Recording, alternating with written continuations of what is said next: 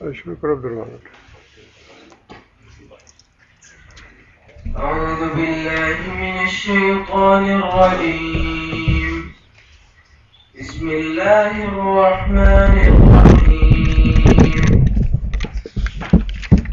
ولقد نصركم الله ببدر وأنتم أذلة فاتقوا الله لعلكم تشكرون.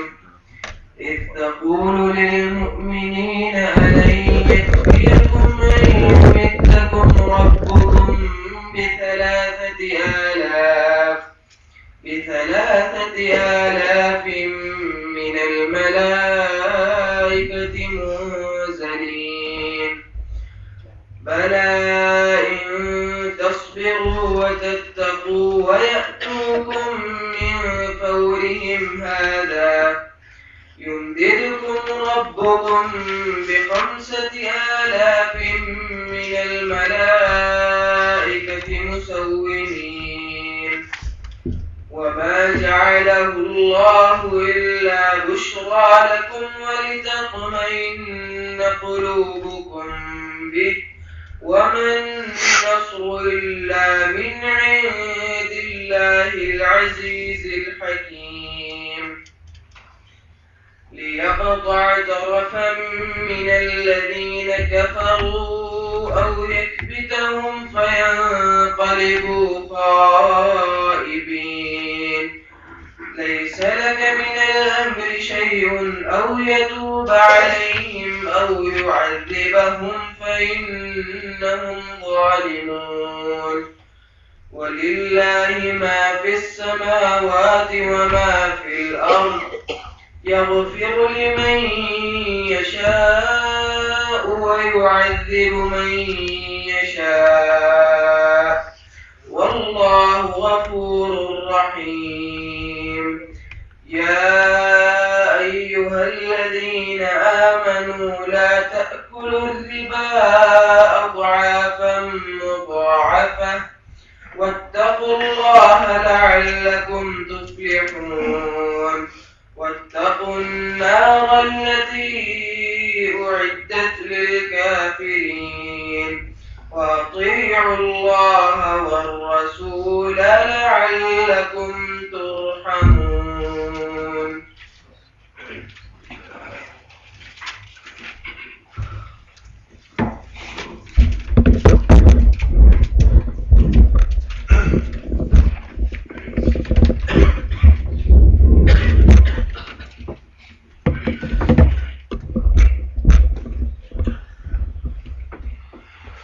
اعوذ باللہ من الشیطان الرجیم. بسم اللہ الرحمن الرحیم.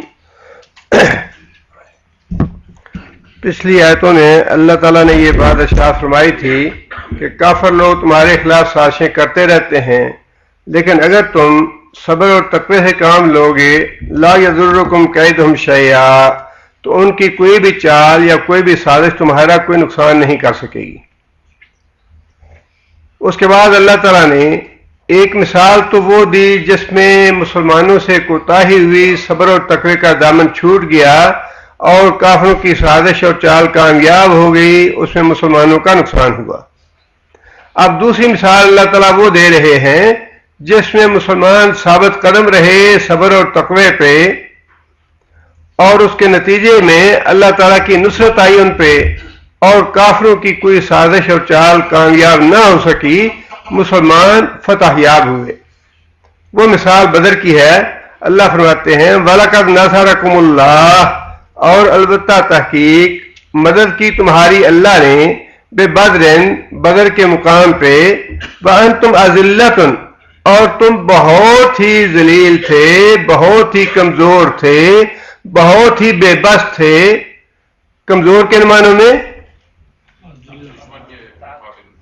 ایمان میں کمزور نہیں بلکہ ساز و سامان میں کمزور تھے. ایمان میں کم درجے تھے، ایمان میں کم درجے میں نہیں. اللہ نے فرمایا یہاں جو اذلہ کا لفظ اللہ نے استعمال فرمایا کہ تم کمزور تھے، وہ کمزوری سامان کی تھی، ایمان کی کمزوری نہیں تھی. سامان کے معاملے میں جو تاریخوں میں آتا ہے، ایک تو تعداد بھی بہت زیادہ تھی مسلمانوں کی تعداد 300 اور کفار کی تعداد 1000 کے لگ بھگ یا اس سے کچھ زائد تھی، اور کفار کے پاس 600 زرہیں، مسلمانوں کے پاس 100 زرہیں تھیں، اور گھوڑے 100 تھے کافروں کے پاس، اور مسلمانوں کے لشکر میں صرف 2 گھوڑے تھے، اور مسلمان اونٹوں پہ سواری کرتے بدر میں پہنچے۔ حضرت انس کہتے ہیں کہ رسول اکرم صلی اللہ علیہ وسلم ہر 3 آدمیوں کے پاس 1 اونٹ تھا سواری کے لیے، اور نبی صلی اللہ علیہ وسلم کے گروپ میں حضرت علی اور حضرت ابو لبابہ تھے، اور ان کے تیسرے ساتھ نبی صلی اللہ علیہ وسلم تھے، اور تینوں باری باری اونٹ پہ سوار ہوتے۔ حضرت علی نے اور حضرت ابو لبابہ نے نبی صلی اللہ علیہ وسلم سے عرض کی، یا رسول اللہ آپ اونٹ پہ سوار رہیے، ہم اپنی باری بھی آپ کو دیتے ہیں، آپ کے ساتھ ہم چلتے رہیں گے۔ تو نبی صلی اللہ علیہ وسلم نے فرمایا کہ تم مجھ سے زیادہ طاقتور نہیں ہو، میں تم سے زیادہ طاقتور ہوں، اور فرمایا کہ جتنی اجر و ثواب کی تمہیں ضرورت ہے اتنی مجھے بھی اجر و ثواب کی ضرورت ہے۔ سامان کی قلت کا معاملہ یہ تھا، اس لیے اللہ تعالیٰ نے فرمایا کہ تم بے بس تھے، تم ذلیل تھے، تم کمزور تھے بدر کے موقع پہ ساز و سامان کے اعتبار سے، اور اللہ تعالیٰ نے تمہاری مدد کی۔ مدد اس لیے آئی اللہ تعالیٰ کی کہ صحابہ کرام صبر اور تقوی کے معاملے میں پوری طرح جمے رہے اور نبی صلی اللہ علیہ وسلم کا ساتھ دیا۔ نکلے تو تھے اس قافلے کو پکڑنے کے لیے جو تجارت کے لیے شام گیا ہوا تھا ابو سفیان کی سرکردگی میں، لہذا جنگی ساز و سامان لینے کی ضرورت تو نہیں تھی، اور یہی وجہ تھی کہ باقاعدہ جنگ کے لیے یہ قافلہ نکلا نہیں تھا بدر والا۔ مطلوب صرف یہ تھا کہ وہ جو لشکر آ رہا ہے ان کا، اس کو روکا جائے اور اس کا ساز و سامان پہ قبضہ کیا جائے، اس لیے کہ یہ تو مسلمانوں کو احساس تھا کہ انہوں نے یہ جو کچھ بھی مال اسباب بیچ کے منافع کمایا انہوں نے، یہ سارے کا سارا انہوں نے ہمارے خلاف استعمال کرنا ہے اور ہمارے خلاف جنگ پہ لگائیں گے یہ۔ اس لیے مطلوب تو یہی تھا کہ اس قافلے کو روک لیا جائے اور جو کچھ وہ لائے ہیں اسے ان سے چھینا جائے۔ اور یہ تو اب پوری دنیا میں، دنیا کا تو خیر کوئی قانون ہی نہیں ہے، لیکن ایک سیدھا سا اصول یہ ہے کہ جب یہ پتہ ہو کہ یہ ہتھیار میرے خلاف استعمال ہونا ہے تو ہر آدمی یہ چاہتا ہے کہ اسے ہتھیار کو اگر طاقت ہے تو چھین لے، تاکہ انسان کا اپنا نقصان نہ ہوئے۔ اپنے دفاع کرنا یہ تو ایک اصول ہے پوری دنیا کا، اور اسی اصول کے تحت نبی صلی اللہ علیہ وسلم نے فرمایا کہ یہ جو کچھ بھی کما کے لا رہے ہیں اور جتنا کوئی ساز و سامان ہے یہ سارا ہمارے خلاف استعمال ہونا ہے، لہذا اس قافلے کو روکنا چاہیے، اس کی مزاحمت کرنی چاہیے۔ مقصود تو یہ تھا، لیکن جب وہ قافلہ بچ کے نکل گیا تو پھر صورتحال بالکل بدل گئی۔ پھر صورتحال یہ ہو گئی کہ ابو سفیان پیغام بھجوا چکا تھا مکہ میں کہ مسلمان ہمارا راستہ روکنا چاہتے ہیں، لہذا جنگجو اور جو ہمارا دفاع کرنے والے لوگ ہیں وہ ہمیں ہماری مدد کو پہنچے۔ اس کے بعد جب ابو سفیان کا لشکر بچ کے نکل گیا تو اسے پیغام بھی بھجوا دیا کہ میں بچ کے آ گیا ہوں اور اب لشکر کوئی بھیجنے کی ضرورت نہیں ہے۔ لیکن ابو جہل کا تکبر اتنا زیادہ تھا اور کچھ دوسرے جو سرکش لوگ تھے انہوں نے کہا نہیں اب ہم تو انتقام لے کے رہیں گے، ہماری حد تک ہوئی ہے، ہماری توہین ہوئی ہے، ہمارا راستہ روکا ہے انہوں نے، تو ہم انہیں دکھائیں گے کہ راستہ کیسے روکا جاتا ہے۔ چنانچہ وہ تو باقاعدہ 1000 کا لشکر جو تھا جنگ کی نیت سے نکلا، لیکن جو مسلمانوں کا لشکر تھا وہ جنگ کی نیت سے نہیں نکلا ہوا تھا، وہ تو مارے قافلے کو روکنے کی نیت سے اور ان کو جو بھی ان سے مال اسباب چھیننے کی نیت سے نکلا تھا، لہذا باقاعدہ جنگ کے لیے نکلے نہیں تھے۔ جب اللہ تعالیٰ کی طرف سے حکم یہ آ گیا کہ اب تم لوگوں کو جنگی لشکر کا مقابلہ کرنا ہے، اللہ تعالیٰ نے سورہ انفال میں یہ بات ارشاد فرمائی کہ جب جنگ کا فیصلہ ہو گیا، اللہ نے یہ حکم دے دیا تو تم میں سے کچھ لوگ جو تھے ان کے تو رونگٹے کھڑے ہو گئے، ان کی آنکھیں کھلی رہ گئیں کہ یہ کیا ہو گیا، یہ تو خوریزی کا معاملہ ہو گیا، ہمیں جنگی لشکر کا مقابلہ کرنا پڑے گا۔ چنانچہ صورتحال چونکہ مختلف تھی، رسول اکرم صلی اللہ علیہ وسلم نے باقاعدہ جو کمانڈر تھے اور جو ذمہ دار لوگ تھے ان کا اجلاس بلایا تاکہ ان سے مشورہ کیا جائے کہ ان کی رائے کیا ہے۔ زیادہ تعداد انصار کی تھی، مہاجرین کی تعداد کم تھی جنگ بدر میں۔ نبی صلی اللہ علیہ وسلم کے مشورہ مانگنے پہ سب سے پہلے حضرت ابوبکر صدیق رضی اللہ تعالیٰ عنہ نے جواب دیا اور اپنی خدمات پیش کی۔ نبی صلی اللہ علیہ وسلم نے خاموشی اختیار فرمائی۔ پھر حضرت عمر کھڑے ہوئے، حضرت عمر نے خطبہ دیا اور اپنی خدمات پیش کی اور اپنے عہد کی تجدید کی۔ نبی صلی اللہ علیہ وسلم پھر بھی خاموش رہے۔ حضرت عمر کے بعد حضرت مقداد رضی اللہ تعالیٰ عنہ کھڑے ہوئے، انہوں نے بھی وہی باتیں کہیں جو حضرت ابوبکر اور حضرت عمر نے کہی تھیں، لیکن یہ تو وہ لوگ تھے جو پہلے ہی اپنے گھر بار لوٹا کے آئے تھے۔ ان کے خلوص میں، ان کے اثار اور قربانی میں تو کوئی شک و شبے والی بات نہیں تھی۔ اصل معاملہ تو یہ تھا کہ انصار جن کے ساتھ معاہدہ یہ ہے بیعت عقبہ ثانی میں کہ ہم نبی صلی اللہ علیہ وسلم کا دفاع کریں گے اور ان کا ہر طرح سے تحفظ کریں گے، مدینے کے اندر رہتے ہوئے، مدینے سے باہر نکل کے دفاع کرنے کا معاہدہ نہیں تھا۔ اس لیے نبی صلی اللہ علیہ وسلم کو دل میں تشویش تھی کہ اصل معاملہ تو انصار کا ہے، انصار کی طرف سے کوئی بات آنی چاہیے۔ چنانچہ نبی صلی اللہ علیہ وسلم نے ان تینوں آدمیوں کی بات سننے کے بعد پھر یہ بات ارشاد فرمائی کہ میں تم سے مشورہ طلب کرتا ہوں، مشورہ دو مجھے کیا کرنا چاہیے، لڑائی کے لیے تیار ہو یا نہیں ہو۔ چنانچہ حضرت سعد بن معاذ جو انصار کے قبیلے کے سردار تھے، انہوں نے نبی صلی اللہ علیہ وسلم کا اشارہ سمجھ لیا اور انہوں نے عرض کی کہ کھڑے ہوئے اور عرض کی یا رسول اللہ، لگتا ہے کہ آپ کا اشارہ انصار کی طرف ہے کہ انصار جو ہیں وہ اپنے جذبات کا اظہار کریں۔ اس وقت پھر حضرت سعد بن معاذ نے ایسی باتیں کہیں کہ رسول اللہ صلی اللہ علیہ وسلم کی طبیعت خوش ہو گئی۔ حضرت سعد بن معاذ نے کہا کہ یا رسول اللہ، ہم آپ پہ ایمان لائے ہیں، آپ کی تصدیق کی ہے اور آپ کے تحفظ کا وعدہ کیا ہے، اور اللہ کی قسم ہم جنگ کے بیٹے ہیں، ہم جنگ کے بیٹے ہیں، آپ جہاں بھی ہمیں لے جائیں وہاں ہم جائیں گے۔ اگر آپ کہیں گے سمندر میں کود جاؤ تو سمندر میں کود جائیں گے، اگر آپ کہیں گے کہ برق غماد کے کونے تک پہنچو تو ہم برق غماد کے آخری کونے تک پہنچیں گے۔ اور آپ کو معلوم ہوگا کہ برق غماد جو ہے وہ یمن کا آخری شہر تھا، اور اس زمانے میں یمن جو ہے کس کے ماتحت تھا؟ ایران کے ماتحت، جو سپر پاور تھی، سپر پاور تھی ایران، اور یمن جو ہے وہ ایران کے تابع تھا۔ اور صحابہ کرام نے یہ بات کہی سعد بن معاذ نے کہ اگر یمن کے آخری جو شہر ہے سارا یمن کراس کر کے یمن کے آخری کونے تک آپ کہیں گے ہمیں جانے کے لیے، سپر پاور کے دل میں ہم گھس جائیں گے، وہاں تک پہنچیں گے ہم، جہاں تک آپ کہیں گے وہاں جائیں گے۔ اور کہا کہ ہم وہ نہیں ہیں بنی اسرائیل کے لوگ جو کہیں کہ اذهب انت وربک جاؤ تم بھی اور تمہارا رب بھی اور جا کے تم دونوں لڑو، ہم یہاں بیٹھتے ہیں۔ حضرت صاحب نے کہا نہیں یا رسول اللہ، ہم تو وہ ہیں جو کہیں گے کہ یا اللہ آپ کا رسول چلے اور ہم آپ کے رسول کے ساتھ چلیں، اور اللہ کا رسول ہمیں جہاں کہیں وہاں تک ہم جائیں گے، سمندر میں کودنے کا حکم دیں گے، سمندر میں کود جائیں گے۔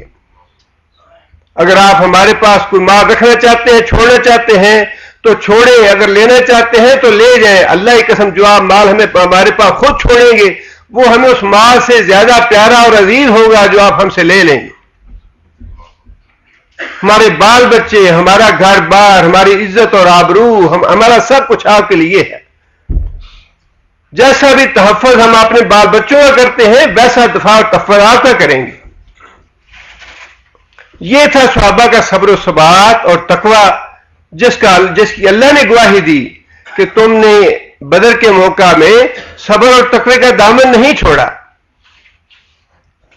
ہر طرح کی پیشکش نبی صلی اللہ علیہ وسلم کو کر دی، اور اس تقریر کے بعد نبی صلی اللہ علیہ وسلم نے یہ بات ارشاد فرمائی کہ بہت خوب، اب خوشی خوشی سے چلو، ہم چل کے مقابلہ کریں گے. اور پھر اگلے ہی دن رسول اکرم صلی اللہ علیہ وسلم نے جب بدر میں پہنچ گیا تو جنگ سے ایک دن پہلے، سونے سے پہلے، رسول اکرم صلی اللہ علیہ وسلم صحابہ کرام کو بدر کے میدان میں لے کے گئے، اور نبی صلی اللہ علیہ وسلم نے ایک ایک سردار کے قتل کی جگہ بتائی نبی صلی اللہ علیہ وسلم کو، صحابہ کرام کو، کہ یہاں فلاں سردار قتل ہوگا، یہاں فلاں سردار قتل ہوگا، یہاں فلاں سردار قتل ہوگا. یہ تھی وہ بات جس کے لیے اللہ تعالیٰ نے پہلے تو احد کی مثال دی کہ صبر اور تقوی کا دامن تم سے چھوٹ گیا اور اللہ کی نصرت نہیں آئی. لیکن بدر کے معاملے میں تم نے صبر اور تقوی کا دامن نہیں چھوڑا، اللہ اور اللہ کے رسول کی باتوں پہ پکا ایمان لائے، جو تم نے عہد کیا تھا اس کو سچا کر دکھایا. اللہ کا وعدہ بھی سچا ہو گیا، اللہ نے بھی نصرت کی. اس لیے اللہ فرماتے ہیں کہ وَلَقَدْ نَصَرَكُمُ اللَّهُ، اللہ تعالیٰ نے تمہاری مدد کی بدر میں، وَأَنْتُمْ أَذِلَّةٌ، اور تم ساز و سامان کے اعتبار سے بڑے کمزور تھے. فَاتَّقُوا اللَّهَ لَعَلَّكُمْ تَشْكُرُونَ، اللہ سے ڈرتے رہو، اللہ سے تقوی اختیار کرو. پھر وہی نصیحت ہے، مثال دینے کے بعد پھر وہی نصیحت فرمائی کہ مَن يَتَّقِ اللَّهَ يَجْعَل لَّهُ مَخْرَجًا. تقوی ایسی چیز ہے کہ جو بھی آدمی اللہ سے تقوی اختیار کرے گا، اللہ فرماتے ہیں یجعل لہ مخرجا، اللہ تعالیٰ ہر مصیبت سے نکلنے کا راستہ پیدا کر دیں گے اس کے لیے. لعلکم تشکرون، تاکہ تم شکر گزار بنو. آگے پھر وہی بدر والا موقع ہے، اور بدر کی جنگ کے حوالے سے اللہ تعالیٰ نے یہ بات ارشاد فرمائی، اذ تقول للمؤمنین، اے محمد صلی اللہ علیہ وسلم جب آپ اہل ایمان سے یہ بات کہہ رہے تھے، الن یکفیکم، کیا کافی نہیں تمہارے لیے، ان یمدکم، کہ مدد کرے تمہارا ربکم، تمہارا رب، بثلاثۃ آلاف من الملائکۃ منزلین، کیا تمہارے لیے یہ کافی نہیں کہ تمہارا رب تمہاری مدد کرے بثلاثۃ آلاف، 3000 کے ساتھ، من الملائکۃ، فرشتوں میں سے 3000 فرشتے تمہارے لیے مدد کی خاطر بھیج دے، منزلین، نازل کیے گئے. فرشتے تو زمین پہ بھی بڑے ہیں، فرشتوں کی زمین پہ کمی تو نہیں تھی، لیکن اللہ نے خاص طور پہ یہ بات ارشاد فرمائی کہ خاص اس مقصد کے لیے میں آسمانوں سے بڑی فضیلت والے فرشتے بھیجوں گا. حضرت جبرائیل نے نبی صلی اللہ علیہ وسلم سے یہ بات پوچھی کہ اے محمد صلی اللہ علیہ وسلم آپ یہ بتائیے کہ صحابہ کرام میں سے جن لوگوں نے بدر میں حصہ لیا، آپ کے نزدیک وہ لوگ کیسے ہیں؟ نبی صلی اللہ علیہ وسلم نے فرمایا کہ صحابہ کرام میں سے وہ سب سے افضل لوگ ہیں جنہوں نے بدر میں حصہ لیا تھا. اور اللہ کے رسول نے بھی فرمایا نا کہ جو بدر والے ہیں وہ جنتی ہیں، جہنم کی آگ ان کو چھو نہیں سکتی. اور یہ بھی فرمایا کہ اللہ نے آسمانوں سے جھانک کے یہ بات ارشاد فرمائی کہ بدر والوں میں نے تمہیں معاف کر دیا، آگے تم جو کچھ کرو میں نے تمہیں معاف کر دیا. نبی صلی اللہ علیہ وسلم نے فرمایا کہ بدر میں حصہ لینے والے باقی صحابہ سے افضل ہیں. تو حضرت جبرائیل نے یہ بات نبی صلی اللہ علیہ وسلم کے اس ارشاد پہ کہی کہ اسی طرح جو فرشتے آسمانوں سے نازل ہوئے تھے بدر میں مسلمانوں کی مدد کرنے کے لیے، فرشتوں میں سے وہ فرشتے بھی افضل ہیں. اس لیے اللہ نے فرمایا کہ منزلین، زمین کے بھی فرشتے بہت ہیں تمہاری مدد کرنے کے لیے، اور فرشتہ مدد کرنے کے لیے تو ایک ہی بڑا ہے. فرشتوں کی ضرورت نہیں کہ 3000 آئیں یا 1000 آئیں. فرشتہ تو ایک بھی ایسا ہے کہ اللہ تعالیٰ کے حکم سے لوط علیہ السلام کی پوری بستی کو زمین سے اٹھایا اور آسمانوں کی طرف جا کے نیچے پلٹ دیا. ایک فرشتہ بھی اتنا طاقتور ہے. فرشتہ تو ایک ہی بہت تھا نصرت کے لیے. سورہ انفال میں اللہ تعالیٰ نے یہ بات ارشاد فرمائی، انی ممدکم بألف من الملائکۃ مردفین، کہ میں تمہارے لیے 1000 فرشتے بھیجوں گا پیدر پہ، آگے پیچھے آنے والے۔ لیکن جب میدان میں آمنے سامنے فوجیں آ گئیں تو ایک مشرک سردار تھا کرد بن جابر، اس کے بارے میں یہ افواہ پھیل گئی اور مسلمانوں تک پہنچی یا پہنچائی گئی کہ کرد بن جابر جو ہے وہ بہت سی مدد لے کے کافروں کے لیے پیچھے سے آ رہا ہے اور پہنچ رہا ہے۔ اس افواہ کی وجہ سے مسلمان جو تھے وہ کچھ گھبرا سے گئے کہ تعداد تو پہلے ہی ان کی زیادہ ہے، ہماری تعداد تو پہلے ہی کم ہے اور کافروں کو اور بھی زیادہ مدد مل رہی ہے۔ اس موقع پہ اللہ تعالیٰ نے پہلے تو یہ بات ارشاد فرمائی کہ میں 1000 فرشتہ بھیجوں گا تمہاری مدد کرنے کے لیے، لیکن جب وہ خبر پھیلی، یوں افواہ پھیلی، تو پھر اللہ تعالیٰ نے نبی صلی اللہ علیہ وسلم کو یہ بات ارشاد فرمائی کہ تم مسلمانوں سے یہ بات کہو تسلی دینے کے لیے کہ کیا تمہیں یہ کافی نہیں کہ ان مشرکوں کو اگر کوئی مدد کہیں سے آ رہی ہے، کمک پہنچ رہی ہے، تو اللہ تعالیٰ تمہارے 1000 فرشتے کے بجائے 3000 تمہارے پاس بھیج دے، کیا تمہارے لیے کافی نہیں ہے یہ؟ اور پھر اگلی آیت میں اللہ تعالیٰ نے یہ بات ارشاد فرمائی، بلا کیوں نہیں، 3000 کی تعداد یا 3000 کی مدد جو ہے وہ بہت زیادہ ہے، لیکن آگے فرمایا ان تصبروا وتتقوا، ہاں اگر تم اور بھی صبر سے کام لو اور بھی تقوی سے کام لو، صبر اور تقوی کی تو کوئی حد نہیں ہے، صبر کی اور تقوی تو کوئی حد نہیں ہے۔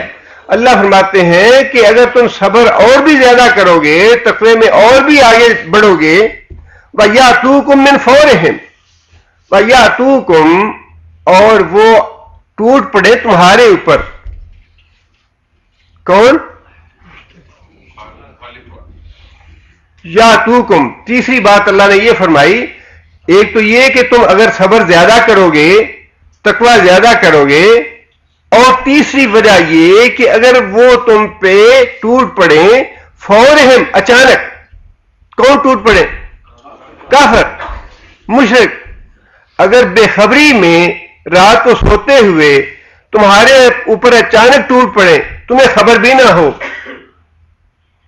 اور اس معاملے میں بھی فرمایا کہ شرط پہلے وہی ہے کہ اس صورت میں بھی تم صبر اور تقوی سے کام لو، اور وہ اچانک تم پہ ٹوٹ پڑے، اللہ فرماتے ہیں یمددکم ربکم بخمسۃ آلاف من الملائکۃ مسومین، اس صورت میں یمددکم ربکم، مدد کرے گا تمہاری رب تمہارا، بخمسۃ آلاف، 5000 من الملائکۃ، فرشتوں میں سے، مسومین،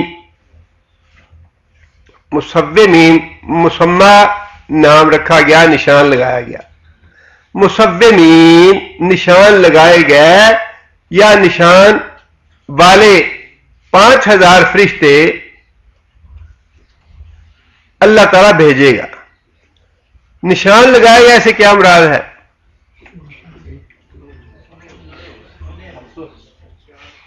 جس طرح ہر فوج کی ایک خاص وردی ہوتی ہے جس سے وہ پہچانا جاتا ہے، یہ فوجی پاکستانی فوج کا ہے، یہ ہندوستانی فوج کا ہے، یہ ایرانی فوج کا ہے، یہ امریکی فوج کا ہے، اسی طرح اللہ نے فرمایا کہ وہ ملے جلے فرشتوں والی بات نہیں ہوگی، بلکہ میں انہیں جہاد کا خاص نشان، خاص لباس دے کے بھیجوں گا، پتہ چلے گا کہ یہ جہاد میں مدد کرنے والے فرشتے ہیں، مسومین، نشان والے۔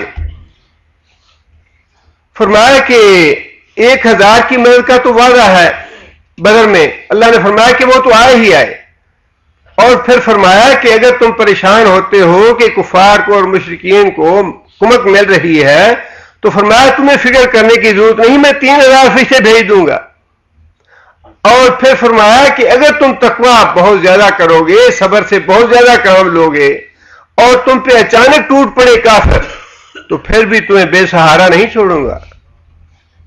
مطلوب تمہارا ایمان دیکھنا ہے، تمہارا تقوی دیکھنا ہے، تم ایمان اور تقوی پہ قائم رہو گے، تمہیں 5000 فرشتے بھی بھیج دوں گا، اور جنگ بدر میں فرشتوں کی آئی ہوئی نصرت جو ہے وہ صحابہ کرام نے خود دیکھ لی اپنی آنکھوں سے. جنگ کے بعد صحابہ کرام نے نبی صلی اللہ علیہ وسلم کو بتایا کہ یا رسول اللہ فلاں آدمی نے کسی کا تعاقب کیا تھا، لیکن تعاقب کرتے کرتے ہی کوڑے کی آواز آئی اور حملہ کرنے سے پہلے ہی وہ منہ کے بل گر گیا، اور اے ہزوم آگے بڑھو. بخاری شریف کی حدیث ہے کہ ہم نے یہ الفاظ بھی سنے تو نبی صلی اللہ علیہ وسلم نے فرمایا کہ تیسرے آسمان کا فرشتہ تھا. اللہ تعالیٰ نے ساری خبر دی نبی صلی اللہ علیہ وسلم کو، اور جو وعدہ تھا اللہ تعالیٰ کا وہ وعدہ پورا ہوا. اور یہ وعدہ جو ہے یہ ساری باتیں اللہ تعالیٰ نے محض تاریخ کے واقعات کے طور پہ بیان نہیں فرمائے، بلکہ یہ واقعات اس لیے بیان فرمائے ہیں کہ یہ اللہ کا قاعدہ اور قانون ہے.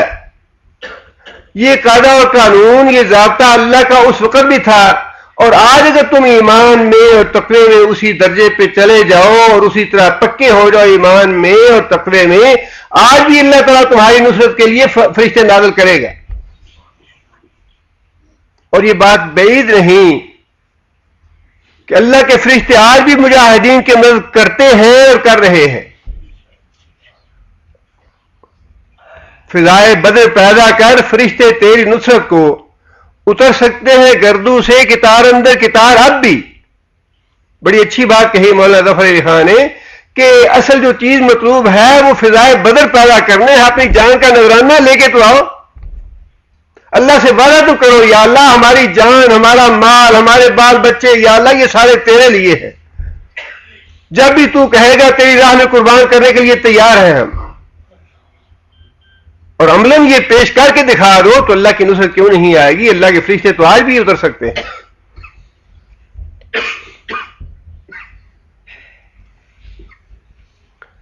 آگے پھر اللہ تعالیٰ نے یہ بات ارشاد فرمائی کہ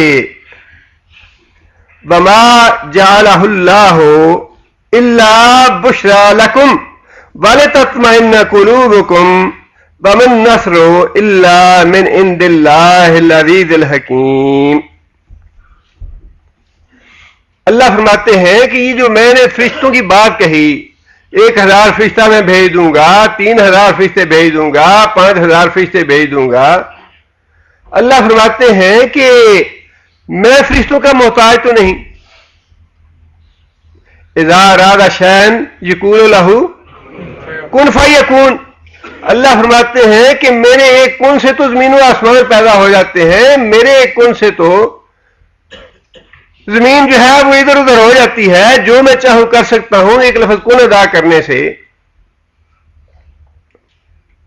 لیکن یہ جو فرشتوں والی بات میں نے کہی تم سے، یہ بات انسانی فطرت کے مطابق ہے، ورنہ تو ایمان تو اتنا پکا ہونا چاہیے کہ فرشتے نہ بھی آئیں.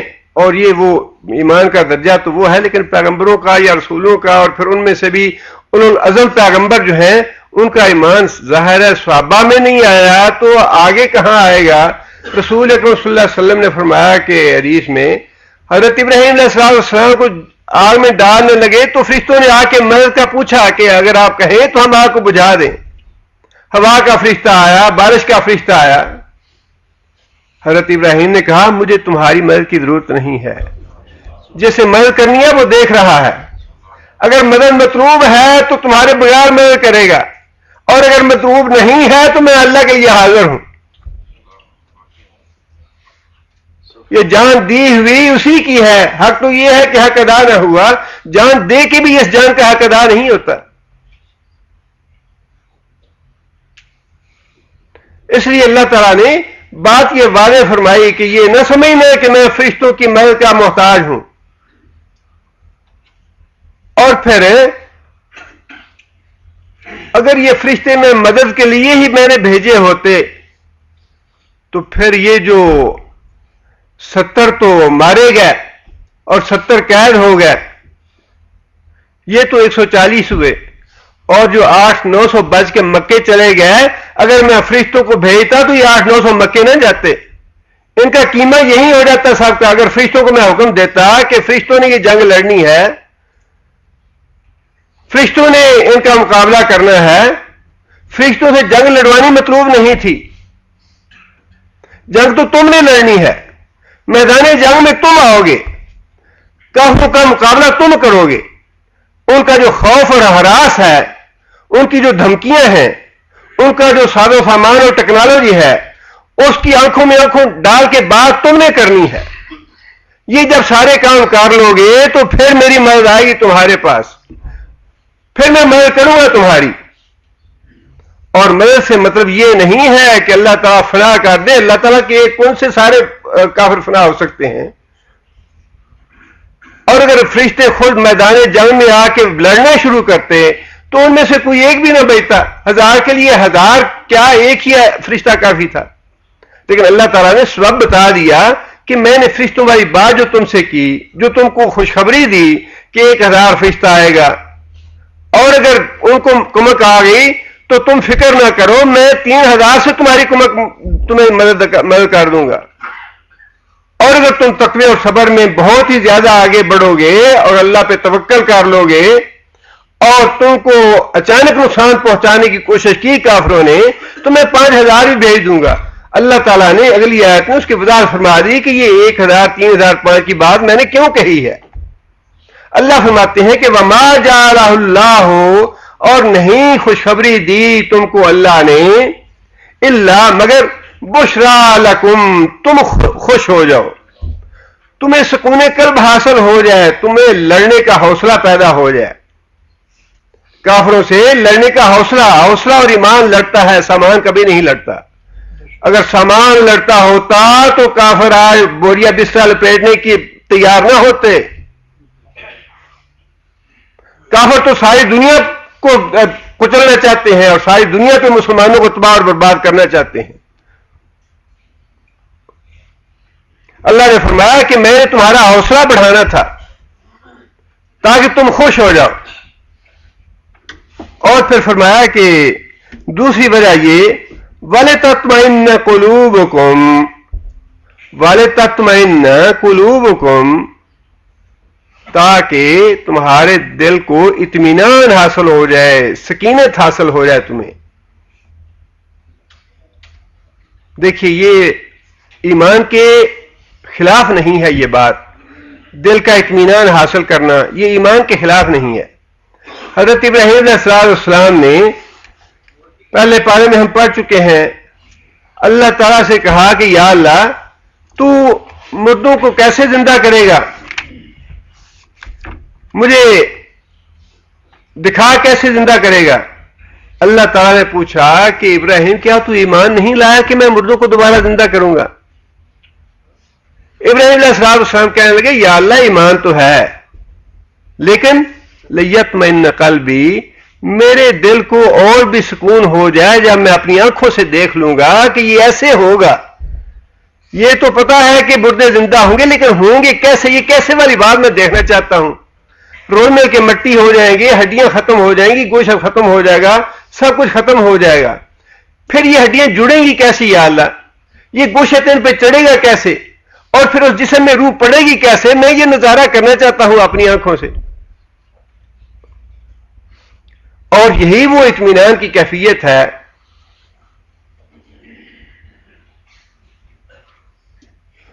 جو ہر نبی کو مشاہدہ جس کا کروایا جاتا ہے. جنت اور جہنم دکھائی جاتی ہے ہر نبی کو, تاکہ جب وہ لوگوں کو بتائیں جنت اور جہنم تو اپنی آنکھوں سے دیکھ رہے ہوں وہ باتیں جن کے بارے میں وہ اپنی امت کو بتائیں. اس لیے اللہ تعالیٰ نے یہ بات ارشاد فرمائی, ایک تو مطلوب یہ ہے ان فرشتوں کا نام لینا, ان فرشتوں کی خبر دینا تمہیں, تمہارا حوصلہ بڑھ جائے. بچہ چھوٹا ہے, امتحان دینے کے لیے جاتا ہے, باپ جو ہے وہ انگلی پکڑ کے بچے کے ساتھ چلا جاتا ہے. بچے کو بڑا اطمینان ہوتا ہے, امتحان تو بچے نے دینا ہے, ایگزامینیشن ہال میں بچہ جا کے بیٹھے گا. لیکن باپ نہ ہو تو بچے کا گھر سے نکلتے ہوئے دل گھبرا رہا ہے کہ جا کے امتحان دینا ہے. لیکن باپ اگر ساتھ ہے بچے کا حوصلہ بڑھ جاتا ہے کہ باپ ساتھ جا رہا ہے, امتحان تو بچے نے ہی دینا ہے. وہی بات ہے, اللہ نے فرمایا کہ لڑنا تو تم نے ہی ہے, جانیں تو تم نے دینی ہے, اپنا وعدہ تو تم نے خود پورا کرنا ہے. لیکن میں فرشتوں والی بات تمہیں اس لیے کہہ رہا ہوں تمہارا حوصلہ بڑھ جائے اور تمہارے دل کو اطمینان آ جائے کہ واقعی اللہ کی طرف سے نصرت آتی ہے. اور کیسے آتی ہے؟ وہ اس طرح آتی ہے جس طرح بدر میں آئی تھی. وہ جو فرشتوں کی مثالیں بھی بتا دیں جنگی احد کے بارے میں. حضرت انس کہتے ہیں کہ جنگی احد میں نبی صلی اللہ علیہ وسلم کے دائیں بائیں سفید کپڑوں میں جنگ کرتے ہوئے 2 آدمی ہم نے ایسے دیکھے جن کو ہم نے کبھی نہیں دیکھا، نہ اس سے پہلے نہ اس کے بعد. یہ ہے لتطمئن قلوبکم کہ تمہارے دلوں کو اطمینان حاصل ہو جائے، تمہیں یقین آ جائے کہ مدد یوں کرتے ہیں اللہ. اور آگے یہ بات ارشاد فرمائی وَمَن نَّصْرُ إِلَّا مِنْ عِنْدِ اللَّهِ، حالانکہ نصرت جو ہے وہ تو اللہ نے ہی کرنی ہے اور اللہ جس طرح چاہے مدد کر سکتا ہے، فرشتے اس کے لیے ضروری نہیں ہے. جنگ بدر پہ اللہ تعالیٰ نے 4-5 طریقوں سے مسلمانوں کی مدد فرمائی. کافر بدر میں پہلے پہنچ گئے اور بدر کے اس حصے پہ انہوں نے اپنا کیمپ لگایا جو کافی سخت جگہ تھی جس پہ پاؤں اچھی طرح جمتے تھے. مسلمانوں کے لیے وہ حصہ چھوڑ دیا جو ریتلا تھا جس پہ پاؤں جمتے نہیں تھے اچھی طرح، اور یہ نقصان کی بات تھی. اللہ تعالیٰ نے ایک دن پہلے بارش برسا دی اور معاملہ اللہ نے بالکل الٹ کر دیا. جو سخت جگہ تھی وہ چکنی جگہ بن گئی، اس پہ پاؤں نہیں ٹک رہا تھا، اور جو ریتلی جگہ تھی وہ اچھی طرح جم گئی اور اس پہ خوب پاؤں جمتا تھا. اللہ تعالیٰ نے ان کی وہ چالاکی اور ہوشیاری تھی اس کو بالکل انہی پہ الٹ دیا. دوسری بات یہ ہوئی کہ اللہ تعالیٰ نے تیز ہوا بھیجی ایک دن پہلے، اور تیز ہوا کی وجہ سے ریت اڑ کے ان کی آنکھوں میں اور ان سارے لشکر کو بدحال کر دیا. تیسری مدد اللہ تعالیٰ نے یوں کی،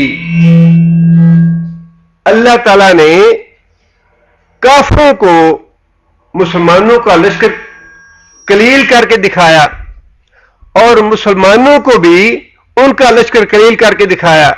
ان کا لشکر قلیل کر کے دکھانے سے مسلمانوں کے تو حوصلے بڑھ گئے، اور جو حکمت تھی کافروں کو قلیل کر کے دکھانے کی وہ یہ تھی کہ کہیں کافر جو ہیں اگر ان کو زیادہ دکھایا جائے تو وہ بھاگ نہ جائے. مقابلہ اللہ کرانا چاہتے تھے کہ مقابلہ ہو دونوں کا.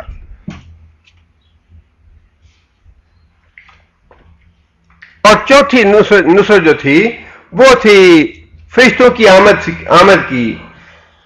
اور پانچویں مدد یہ تھی کہ رسول اکرم صلی اللہ علیہ وسلم نے کنکریوں کی ایک مٹھی بھری اور وہ کنکریاں ایسے کافروں کے اوپر پھینکیں اور وہ کنکریاں ان کی آنکھوں میں پڑیں. اور اللہ تعالیٰ نے یہ بات ارشاد فرمائی اس کے بارے میں بھی وَمَا رَمَيْتَ إِذْ رَمَيْتَ وَلَٰكِنَّ اللَّهَ رَمَىٰ، کہ جو پتھریاں تو نے پھینکی کافروں پہ جن سے ان کو کچھ نہ سوجا اور اندھے ہوئے وہ یا ان کی آنکھوں پہ پردہ پڑ گیا، وہ اصل میں تو نے نہیں پھینکی تھیں، وہ تو اللہ نے پھینکی تھیں. یعنی یہ ساری نصرت جو تھی، ہوا کا چلنا، بارش کا نازل ہونا، فرشتوں کا نازل ہونا، تعداد کا کم و بیش کر کے دکھانا، یہ ساری چیزیں اللہ فرماتے ہیں یہ ساری نصرت جو ہے یہ تو میری طرف سے ہی تھی. اور فرشتوں کی بات جو تھی وہ تو ہمارا حوصلہ بڑھانے کے لیے تھی، جس کا مطلب یہ ہے، بتلانا مقصود یہ ہے کہ صرف یہ نہ سمجھتے رہے مسلمان کہ اگر فرشتے نہیں آئیں گے تو مدد کی اور کیا صورت ہوگی. جنگ احزاب میں کیا ہوا؟ جنگ احزاب میں بھی جو محاصرہ ٹوٹا وہ تیز آندھی کی وجہ سے ٹوٹا جو اللہ نے بھیجی تھی. اس لیے اللہ نے فرمایا کہ جو میں نے خوشخبری دی تمہیں فرشتوں کی وہ اس لیے تھی بشرا لکم، کہ تمہیں خوشخبری حاصل ہو، تمہارا حوصلہ بڑھے اس سے اور تمہارے دلوں میں سکینت پیدا ہو جائے. وَمَن نَّصْرُ إِلَّا مِنْ عِنْدِ اللَّهِ، اور نصرت تو آتی ہی اللہ کی طرف سے ہے، العزیز الحکیم، جو غالب بھی ہے حکمت والا بھی ہے. آگے اللہ فرماتے ہیں لِيَقْطَعَ طَرَفًا مِّنَ الَّذِينَ كَفَرُوا أَوْ يَكْبِتَهُمْ فَيَنْقَلِبُوا خَائِبِينَ. یہاں بھی اللہ تعالیٰ نے 3 باتیں ارشاد فرمائیں. اللہ نے یہ نصرت کیوں کی تمہاری؟ اس لیے کہ تم ایمان پہ قائم رہے، تم نے صبر کا مظاہرہ کیا، تم نے تقوی اختیار کیا. اس کے نتیجے میں کیا ہوا؟ لِيَقْطَعَ تاکہ کاٹ ڈالے،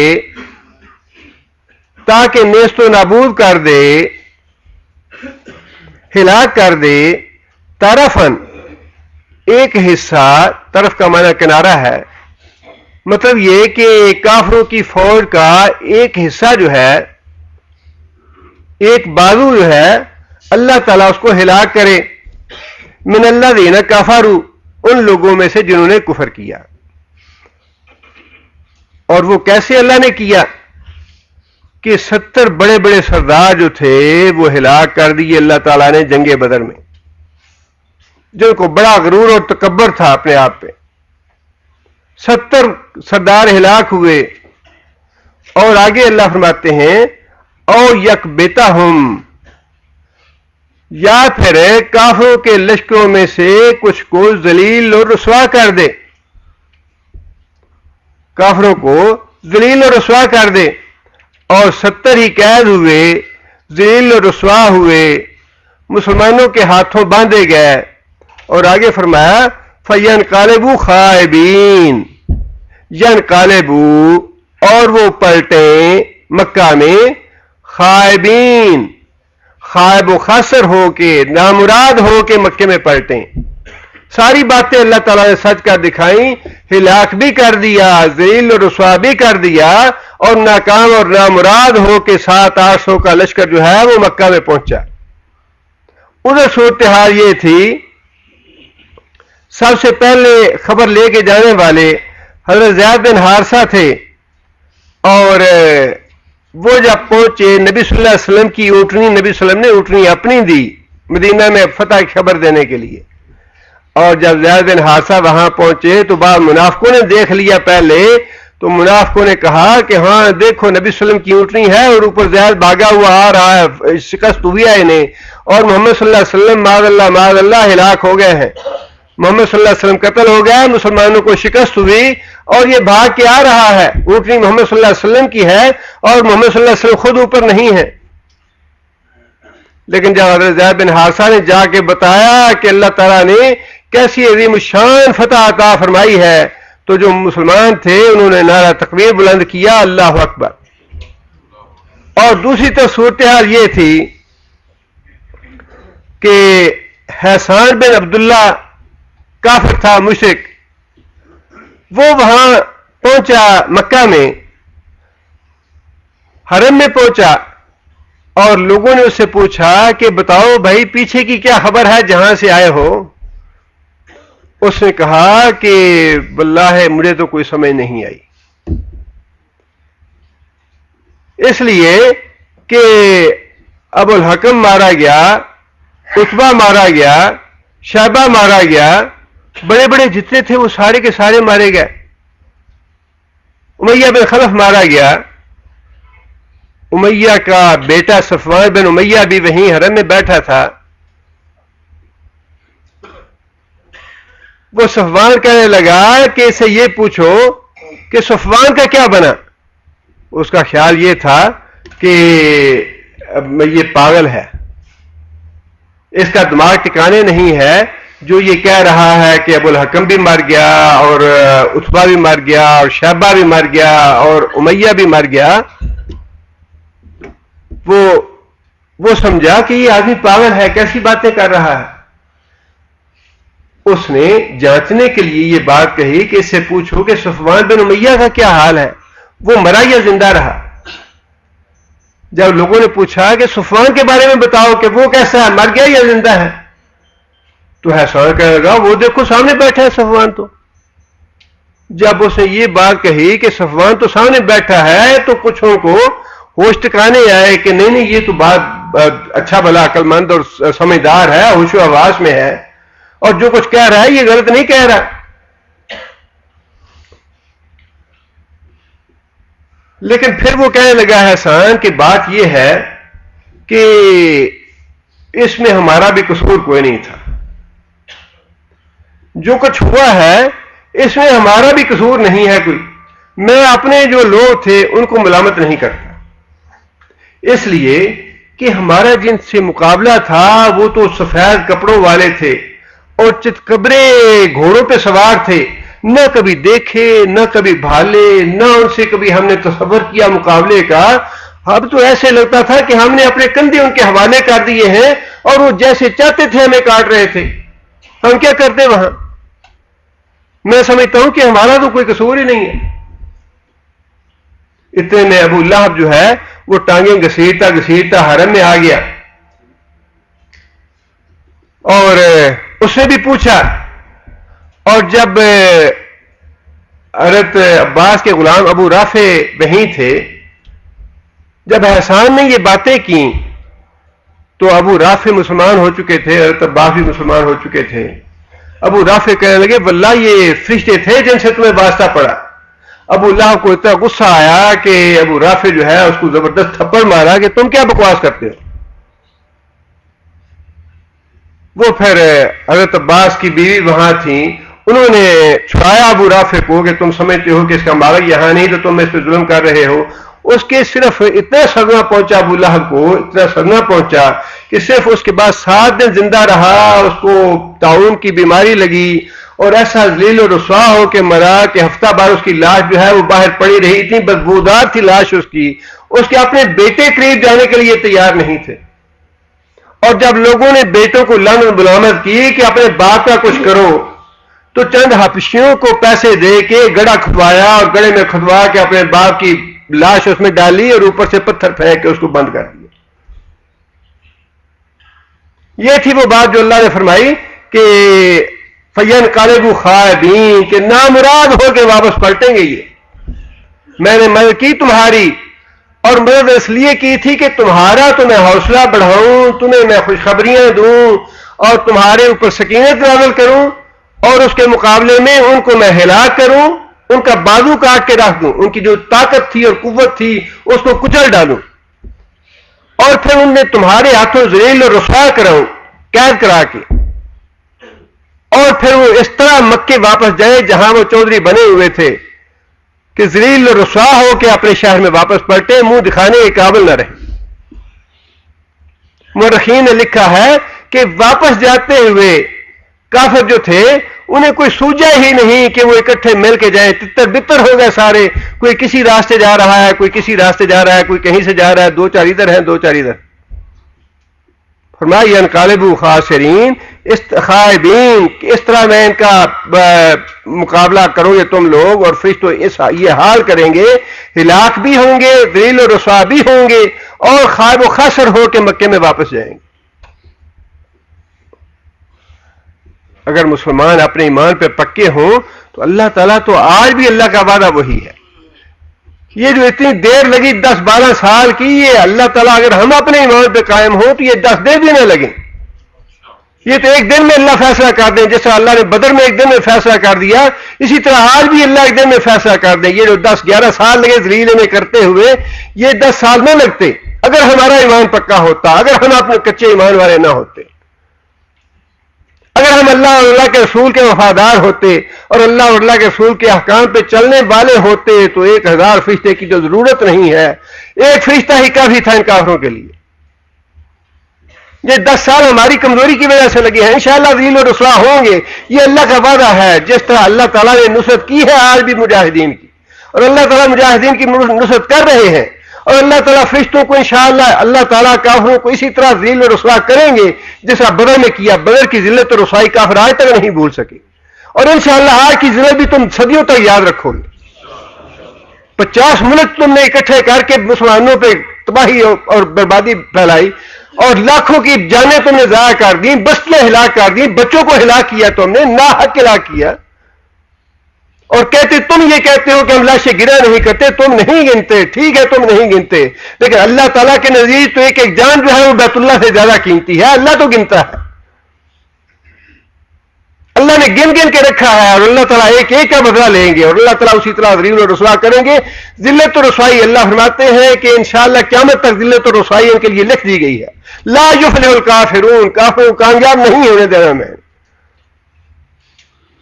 تم چاہتے ہو کہ اللہ کے نور کو اپنی پھونکوں سے بجھا دو.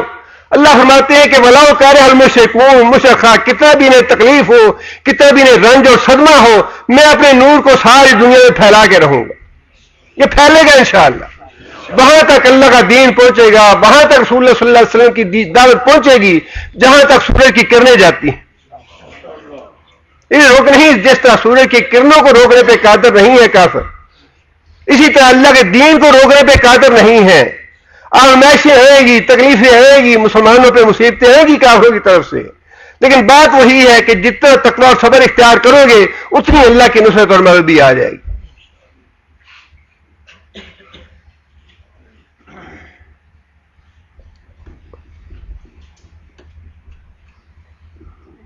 آگے پھر اللہ تعالیٰ نے ایک اور بات کی توجہ دلائی اور وہ بات ہے جنگ احد سے متعلق. اب تک یہ جو باتیں تھیں ساری کی ساری یہ جنگ بدر کے بارے میں تھی.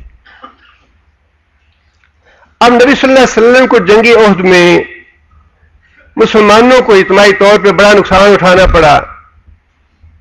مسلمانوں کی شہادتیں بھی زیادہ ہوئیں. خود رسول اکرم صلی اللہ علیہ وسلم کو زخم آئے، داں شہید ہوا. اور حضرت انس کہتے ہیں کہ رسول اکرم صلی اللہ علیہ وسلم کی زبان مبارک سے زخمی حالت میں یہ بات نکلی کہ وہ قوم کیسے فلاح پائے گی جس قوم نے اپنے نبی کو زخمی کیا ہے. حالانکہ وہ نبی تو انہیں اللہ کی دعوت دے رہا تھا، اللہ کا پیغام پہنچا رہا تھا ان کو. حضرت انس کہتے ہیں کہ اس کے جواب میں اللہ تعالیٰ نے یہ آیت نازل فرمائی، لیسا لک من الامر شیء، لیسا لک من الامر شیء، لیسا نہیں ہے، لک واسطے تیرے، من الامر فیصلے کرنے کے معاملے میں، شیء کچھ بھی. بڑی واضح آیت ہے، بڑے واضح الفاظ ہیں، بڑے سادہ الفاظ ہیں، بڑے سیدھے الفاظ ہیں. کوئی اس میں ایج پیچ نہیں ہے، کوئی مبہم نہیں ہے، کوئی کنفیوژن نہیں ہے. اللہ تعالیٰ نے صاف یہ بات ارشاد فرمائی کہ اے نبی، فیصلہ کرنے میں تیرا کوئی اختیار نہیں ہے. فیصلہ جو ہے وہ میرے اختیار میں ہے. فیصلہ تو میں کروں گا کہ یہ قوم فلاح پائے گی یا نہیں پائے گی، دین نصیب ہوگا یا نہیں ہوگا، ہدایت دینی یا نہ دینی ہے. نبی تیرا اس معاملے میں کوئی دخل نہیں ہے، یہ میرا معاملہ ہے. میں جسے چاہوں گا ہدایت دوں گا، جسے چاہوں گا ہدایت سے محروم رکھوں گا، جسے چاہوں گا بخشوں گا، جسے چاہوں گا عذاب دوں گا، جسے چاہوں گا جنت میں بھیجوں گا، جسے چاہوں گا جہنم میں بھیجوں گا. لیس لک من الامر شیء، اے محمد صلی اللہ علیہ وسلم آپ کا فیصلہ کرنے کا کوئی اختیار نہیں. یہ بات آپ نے زبان سے کیوں نکالی کہ وہ قوم کیسے فلاح پائے گی؟ جس کو میں فلاح دینا چاہوں گا وہ فلاح پائے گا. ابو سفیان جنگ بدر میں کہاں تھے؟ جنگ احد میں. جنگ بدر میں کمانڈر تھا ابو جہل، قتل ہو گیا. جنگ احد میں کون تھا کمانڈر کافروں کا؟ ابو سفیان. ابو سفیان کو اللہ نے ہدایت دی یا نہ دی؟ جنگی احد میں مسلمانوں کو نقصان پہنچانے والا کون تھا؟ خالد بن ولید. خالد بن ولید کو اللہ نے ہدایت دی یا نہ دی؟ حضرت حمزہ کو قتل کرانے والی کون تھی؟ ابو سفیان کی بیوی ہند. اللہ نے ہدایت دی اسے یا نہیں دی؟ حضرت حمزہ کا کلیجہ کو تیر مارنے والا کون تھا؟ شہید کرنے والا واشی تھا. اللہ نے واشی کو ہدایت دی یا نہیں دی؟ اللہ نے واشی کو ہدایت دی. حالانکہ بعض حدیثوں میں یہ بھی ہے کہ نبی صلی اللہ علیہ وسلم کو اپنے چچا کا اتنا کلک تھا، اتنا دکھ تھا، اتنا صدمہ تھا، حضرت حمزہ کی بہن کو منع کر دیا کہ بھائی کی لاش کو نہ دیکھنا. اس طرح مسرا کیا ہوا تھا، اس طرح ٹکڑے ٹکڑے کی ہوئی تھی لاش کہ پہچانی نہیں جاتی تھی. اور نبی صلی اللہ علیہ وسلم نے اس وجہ سے کہ شاید حضرت حمزہ کی بہن میری پھپھی صبر نہ کر سکے، کوئی جزا فضا کا کلمہ زبان سے نکل جائے، اللہ کی جناب میں کوئی گستاخی کی بات نہ نکل جائے، لیکن کروڑ رحمتیں ہوں ان عورتوں پہ بھی، صحابیہ کرام پہ بھی، صحابیات پہ، جن کا ایمان جو ہے وہ ویسا ہی تھا جیسا اللہ کے رسول نے ان کو حکم دیا تھا۔ بہن کہنے لگی یا رسول اللہ فکر نہ کریں۔ بہن نے دیکھا بھائی کو اور زبان سے ایک کلمہ تک نہیں نکالا، اتنا صدمہ ہوا حضرت حمزہ کا۔ یہ وہ کلک تھا کہ اللہ کے رسول نے یہ بات زبان سے نکال ڈالی کہ بادشاہی کا اسلام تو میں قبول نہیں کروں گا۔ جیسے یہ بات تھی لیس لک من الامر شیء، اللہ کے رسول کی زبان سے بات نکلی، اللہ تعالیٰ نے پکڑ لیا کہ تمہاری زبان سے یہ بات کیوں نکلی، یہ تو میرے ہاتھ میں ہے بات کہ کس کو میں ہدایت دوں، کس کو گمراہ کروں، کس کو جنت میں بھیجوں، کس کو جہنم میں بھیجوں، یہ تمہارے ہاتھ کی بات نہیں ہے۔ اور اس بات کے باوجود جب بادشاہ آئے تو اللہ تعالیٰ نے فرمایا کہ اے محمد صلی اللہ علیہ وسلم، بادشاہ آ رہا ہے اور اس کا اسلام قبول کرنا ہے۔ اللہ کے رسول کی کیا جان ہے کہ اللہ کا رسول کہے یہ اللہ میں نہیں کرتا۔ اللہ کا رسول کیسے کہہ سکتا ہے؟ ہم نے تو دین کو بنا رکھا ہے کھیل۔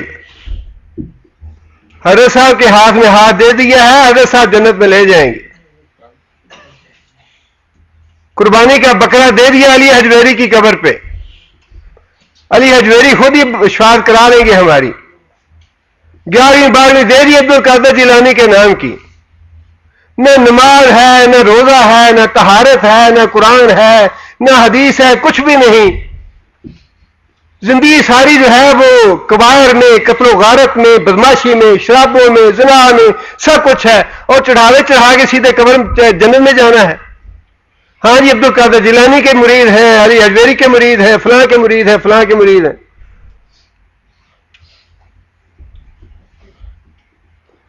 اللہ نے تو محمد صلی اللہ علیہ وسلم کو بھی جواب دے دیا کھڑا کھڑا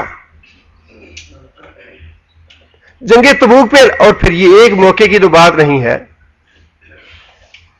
یہ ایک موقع کی بات نہیں ہے۔ اللہ کے رسول نے جنگ تبوک پہ بعض منافقوں کو اجازت دے دی۔ اللہ کے رسول کو پتا تھا یہ منافق ہے، بے ایمان ہے، یہ جہاد پہ جانا نہیں چاہتے، یہ بہانے کر رہے ہیں۔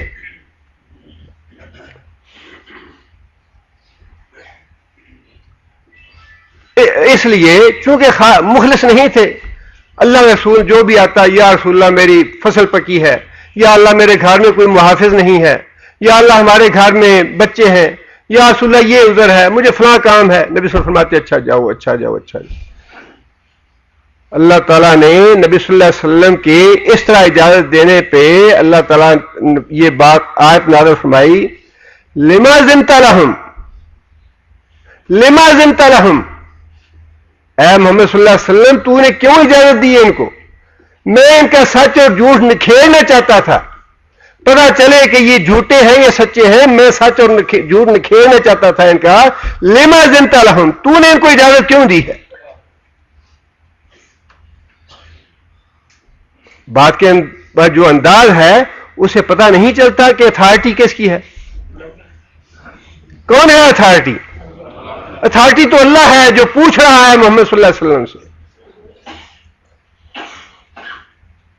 فَوَرَبِّكَ لَنَسْأَلَنَّهُمْ أَجْمَعِينَ عَمَّا كَانُوا يَعْمَلُونَ، تیرے رب کی قسم ہم ہر ایک سے سوال کریں گے، محمد صلی اللہ علیہ وسلم سے بھی سوال کریں گے، نوح علیہ السلام سے بھی سوال کریں گے، ابراہیم سے بھی پوچھیں گے، موسیٰ سے بھی پوچھیں گے، عیسیٰ سے بھی پوچھیں گے۔ فَوَرَبِّكَ لَنَسْأَلَنَّهُمْ أَجْمَعِينَ عَمَّا كَانُوا يَعْمَلُونَ، کیا کر کے آئے ہو دنیا میں؟ کیا مجال ہے عبد القادر جیلانی کی، کیا مجال ہے علی حجویری کی یا معین الدین چشتی کی؟ جہاں دار مجبور مقہور ہیں وہاں نبی اور صدیق مجبور ہیں، وہاں تو نبی اور صدیق ہی نہیں چلتی۔ دھوکے اور فریب میں نہ رہنا کہ کوئی ہمیں بشوا لے گا، کوئی ہمیں ہدایت پہ لگا دے گا، کوئی جنت میں لے جائے گا یا جہنم سے بچا لے گا یا سفارش کرا لے گا۔ اللہ نے، رسول اللہ صلی اللہ علیہ وسلم نے بڑا عقیدہ سیدھا کر دیا کہ پھپھی اپنے عمل ساتھ لے کے جانا، میری بیٹی اپنے عمل ساتھ لے کے جانا، میں کسی کام نہیں آؤں گا۔ جس کو اللہ پکڑ لے گا اس کے مقابلے میں اللہ رسول کسی کے کام نہیں آئے گا۔ پکڑ لیا نا اللہ نے۔ اللہ کو پتا تھا میں نے ابو سفیان کو ہدایت دینی ہے، اس کو میں نے جنت میں بھیجنا ہے۔ اللہ کو پتا تھا میں نے خالد بن ولید کو جنت میں بھیجنا ہے۔ اللہ کو پتا تھا میں نے واشی کو جنت میں بھیجنا ہے۔ اللہ کو پتا تھا میں نے ہند کو جنت میں بھیجنا ہے۔ اس لیے اللہ تعالیٰ نے یہ بات آگے فرمائی، اور یتوب علیہم اور یعذبہم، اللہ چاہے تو ان پہ نظر کرم کر دے، اللہ چاہے تو ان کے اوپر پلٹ آئے، اللہ چاہے تو ان کو معاف کر دے، اور یعذبہم، یا چاہے تو ان کو عذاب کرے۔ جن کو اللہ نے جہنم میں بھیجنا تھا، جن کے مقدر میں جہنم تھی، ان کو ایمان نصیب نہیں ہوا، اور جن کو اللہ تعالیٰ نے بچانا تھا جہنم سے، جنت میں بھیجنا تھا، اللہ نے ان کو ایمان نصیب کر دیا۔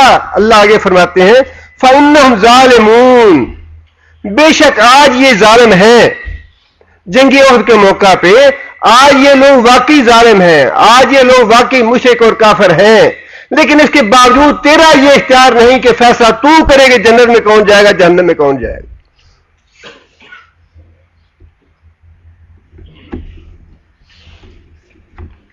اور پھر یہ بات اللہ تعالیٰ نے جنگ بدر کے قیدیوں کے بارے میں بھی ارشاد فرمائی قرآن مجید میں۔ قیدی پکڑے گئے اور نبی صلی اللہ علیہ وسلم نے مشاورت کے ذریعے فدیہ طے کر دیا۔ حضرت عمر کا موقف یہ تھا، رائے یہ تھی، یا رسول اللہ یہ کافر ہیں، مشرک ہیں، اور انہوں نے بڑے ظلم کیے ہیں، اسلام کا راستہ روکا ہے انہوں نے، لہٰذا ان کو قتل کر دینا چاہیے۔ جو میرا رشتہ دار ہے میرے حوالے کرے، میں اس کو قتل کروں، اور جو دوسرے صحابہ کے رشتہ دار ہیں ان کے حوالے کرے، وہ ان کو قتل کریں۔ نبی صلی اللہ علیہ وسلم کی اور حضرت ابوبکر صدیق کی رائے جو تھی وہ مختلف تھی۔ رائے کا اختلاف ہو جانا یہ کوئی بڑی بات نہیں ہے، رائے کو کھلے دل سے تسلیم کرنا چاہیے اور موقع دینا چاہیے اختلاف رائے کا۔ اختلاف رائے کوئی جرم نہیں ہے،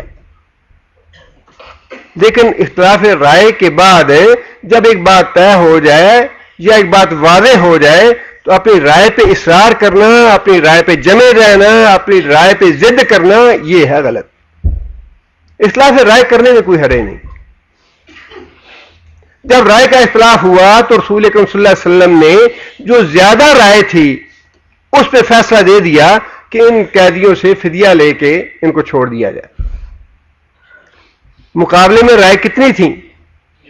ایک تھی حضرت عمر کی کہ ان کو قتل کرنا چاہیے، لیکن قربان جائے حضرت عمر کی فراست کے اور حضرت عمر کی دور اندیشی کے، اس لیے تو نبی صلی اللہ علیہ وسلم نے فرمایا کہ میرے بعد اگر کوئی دوسرا نبی ہوتا تو عمر ہوتا۔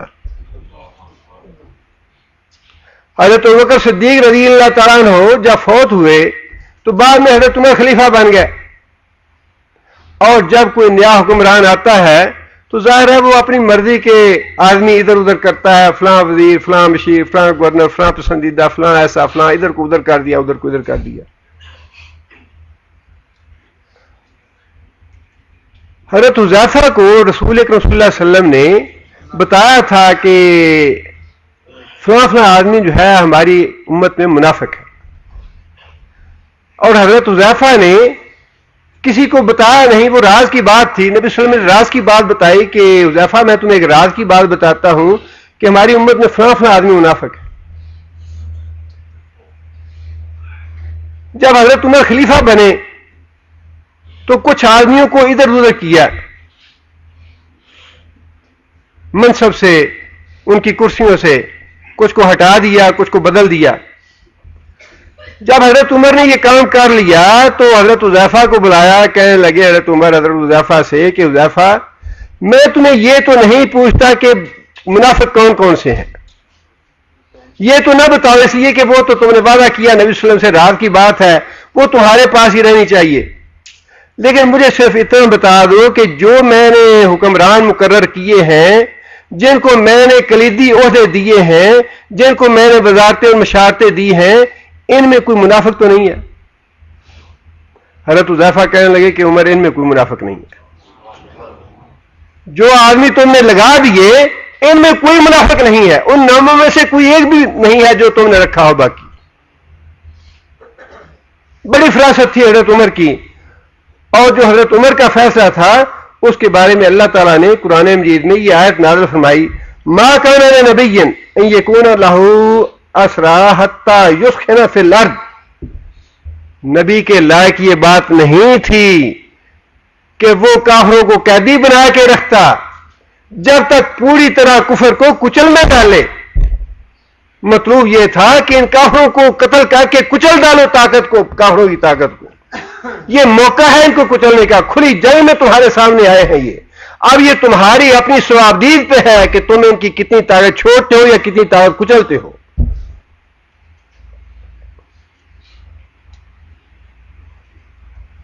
تريدون عرض الدنیا واللہ یرید الآخرۃ واللہ عزیز حکیم۔ تم نے فدیہ قبول کر کے دنیا کا مال چاہا ہے، حالانکہ اللہ تعالیٰ تو آخرت کو پسند کرتا ہے کہ تم بھی آخرت پسند کرتے۔ آگے فرمایا لولا کتاب من اللہ، اگر اللہ تعالیٰ کی طرف سے ایک بار پہلے سے لکھ دی نہ گئی ہوتی، سبق لمسکم فیما اخذتم عذاب علیم، لمسکم تم کو آ پکڑتا جو کچھ تم نے لیا ان کافروں سے، عذاب عظیم، عذاب عظیم۔ یہ اللہ نے کس کو مخاطب کیا ہے؟ اللہ کے رسول کو۔ اے نبی، اللہ نے تمہارے لیے معافی لکھ دی تھی کہ تم فدیہ قبول کرو گے اور اللہ تمہیں معاف کر دے گا۔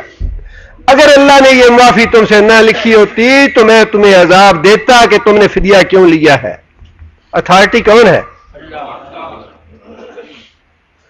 اللہ کی صفات میں، اللہ کی ذات میں، اللہ کے معاملات میں للہ الشفاعۃ جمیعا، اللہ نے قرآن میں فرمایا کہ سفارش اور معافی ساری کی ساری اللہ کے اختیار میں ہے، کسی دوسرے کو ذرہ برابر اللہ نے اختیار نہیں دیا۔ بات پھر وہی ہے، 10 مرلے کا ہمارا پلاٹ ہوتا ہے، ہم اس میں سے 2 انچ کی جگہ کسی کو اگر کوئی دے دے یا چھین لے ہم سے، ہم قتل پہ اتر آتے ہیں۔ 2 انچ کی جگہ کوئی دوسرے کو نہیں دیتا۔ اللہ اتنا بڑا آسمان زمین بنا کے کسی کے حوالے کیوں کر دے؟ عبد القادر جیلانی نے کیا کیا ہے اللہ کا کہ اللہ تعالیٰ عبد القادر جیلانی کو اپنا سفارشی سمجھ لے؟ علی حجویری نے کیا سنوارا ہے اللہ کا کہ اللہ تعالیٰ اس کو سفارشی بنا لے اپنا؟ اللہ نے خواجہ معین الدین چشتی جو ہے، کیا اللہ نے بنایا ہے؟ اللہ کا بنایا ہے خواجہ معین الدین نے۔ بات بڑی سخت ہے لیکن اللہ نے خود سخت بات کہہ دی، ہم کیا کریں؟ اللہ نے نبی کو کہہ دیا کہ تیرا کوئی اختیار نہیں ہے۔ جب اللہ کے نبی کا کوئی اختیار نہیں تو پھر باقی جو امتی ہیں، ابو بکر کا کوئی اختیار نہیں، عمر کا اختیار نہیں، علی کا، عثمان کا اختیار نہیں، رضی اللہ عنہم۔ باقی پھر اختیار کس کا باقی رہ جاتا ہے؟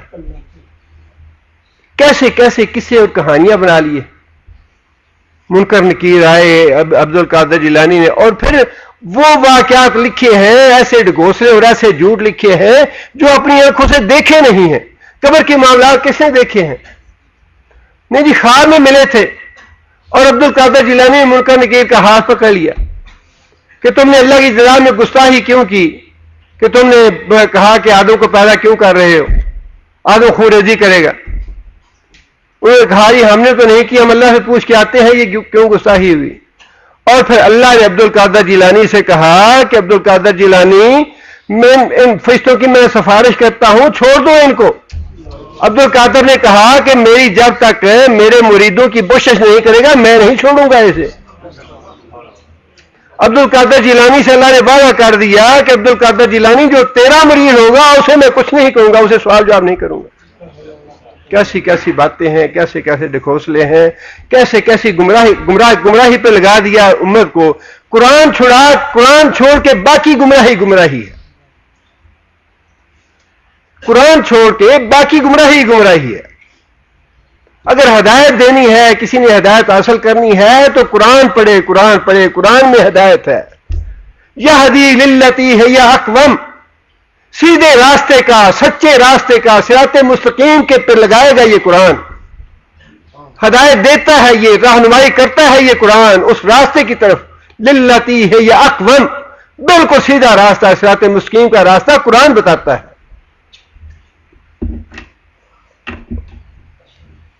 آگے اللہ نے فرمایا یعذب من یشاء، جس کو وللہ ما فی السماوات و ما فی الارض، زمین و آسمان کا مالک اللہ ہے. یغفر لمن یشاء، جس کو چاہے گا معاف کر دے گا. ویعذب من یشاء، جس کو چاہے گا عذاب دے گا.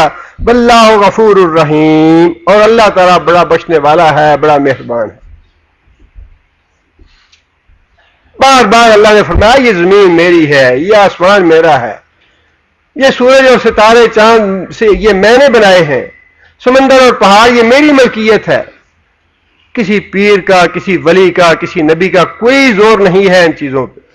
للہ ما فی السماوات و ما فی الارض، یسبح للہ ما فی السماوات والارض، زمین و آسمان کی ہر چیز اللہ کی ملکیت ہے، اللہ کی تسبیح کرتی ہے، اللہ کی حمد محمد کرتی ہے. یہ ایک ناہنجار انسان ہے جو کبھی مشکور ہوتا ہے، شکر گزاری کرتا ہے عبد القادر جیلانی کے دروازے پہ جا کے، کبھی ابھی علی حجویری کے دروازے پہ جا کے، کبھی خواجہ معین الدین چشتی کے دروازے پہ جا کے، حالانکہ ناکام اور نامراد ہے ہوگا وہاں جا کے. سب کچھ اللہ کے لیے ہے. اور فرمایا کہ جس کو میں چاہوں گا اسے عذاب دوں گا، جسے میں چاہوں گا جنت میں بھیجوں گا. اور اللہ نے کر کے دکھا دیا. جنگ موتا کے موقع پہ میں نے جیسے بتایا آپ کو 2000 کی تعداد اور 3 لاکھ کا مقابلہ تھا آپس میں. کوئی نسبت ہی نہیں تھی، نہ اسلحے کی، نہ قوت کی، نہ افراد کی. اور حضرت خالد بن ولید رضی اللہ تعالیٰ عنہ اپنے لشکر کو 3 لاکھ کے اتنے بڑے لشکر سے بچا کے لے آئے.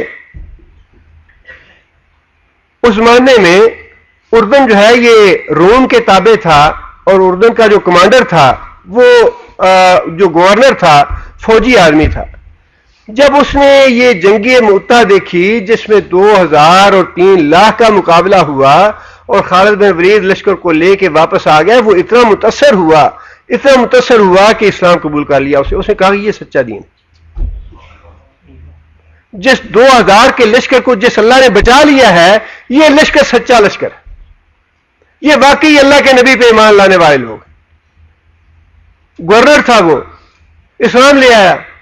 جب کیسر کو پتا چلا کہ گورنر جو ہے یہ باغی ہو گیا ہے، اسے اسلام قبول کر لیا ہے، اس نے وہیں اٹلی سے یہ آرڈر بھیجا، روم سے آرڈر بھیجا کہ اس کو گرفتار کر لو. گرفتار ہو گیا. اس نے 2 آپشن دیے. ایک آپشن یہ ہے کہ دوبارہ عیسائی ہو جاؤ، دوسرا آپشن یہ ہے کہ مرنے کے لیے تیار ہو جاؤ. گورنر کہنے لگا کہ میں موت کے لیے تیار ہوں. واپس پلٹ کے میں عیسائی نہیں بنوں گا، جو مرضی کر لو، مارنا ہے گولی مار دو، لیکن اسلام نہیں چھوڑوں گا. ساری زندگی کفر میں گزاری، این آخری لمحے پہ اللہ تعالیٰ نے جنت نصیب کر دی. یا پھر لمن یشاء، اللہ کہتے ہیں جسے چاہتا ہوں میں بخش دیتا ہوں. ابو طالب ساری زندگی نبی صلی اللہ علیہ وسلم کی مدد کرتے رہے، بڑی مدد کی نبی صلی اللہ علیہ وسلم کی، بڑے نبی صلی اللہ علیہ وسلم شکر گزار تھے ابو طالب کے، اور بڑے خواہشمند تھے کہ ایمان لے آئے ابو طالب. آخری وقت میں بھی نبی صلی اللہ علیہ وسلم نے کہا کہ چچا میرے کان میں لا اللہ کہہ دو. لیکن جو مشرک تھے دائیں بائیں بیٹھے ہوئے، انہوں نے کہا کہ ابو طالب اپنے باپ دادا کے دین کو بٹا لگا کے نہ مرنا، باپ دادا کا دین نہ چھوڑنا. اسی دین پہ مر گیا. اللہ فرماتے ہیں یعذب من یشاء، اے محمد صلی اللہ علیہ وسلم آپ کی کتنی ہی خواہش کیوں نہ ہو یہ ایمان لے آئے، میں جس کو ایمان نصیب نہیں کروں گا وہ جہنم میں ہی جائے گا. یغفر لمن یشاء ویعذب من یشاء، جسے میں چاہوں گا بخشوں گا، جسے میں چاہوں گا جہنم میں ڈالوں گا. وادخلی جنتی، جنت میری ہے، کسی کی جنت نہیں ہے. نہ علی حجویری کی جنت ہے، نہ عبد القادر جیلانی کی جنت ہے، نہ معین الدین چشتی کی ہے، نہ اللہ شواز کی ہے، نہ امام بری کی ہے، یہ کسی کی نہیں ہے. اللہ نے تو قرآن میں فرما دیا کہ جنتی، یہ میری جنت ہے، جس کو چاہوں گا داخل ہونے دوں گا، جس کو چاہوں گا باہر روک لوں گا.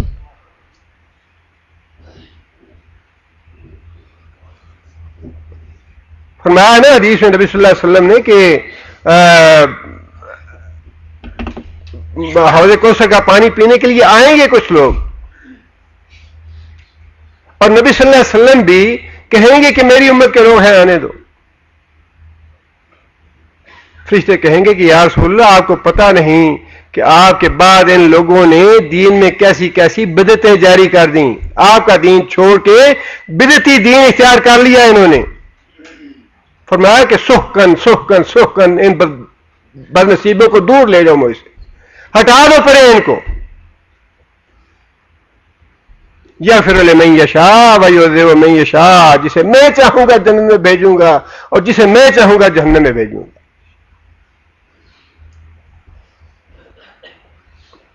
بڑی ضرورت ہے قرآن کی ان تعلیمات کو عام کرنے کی.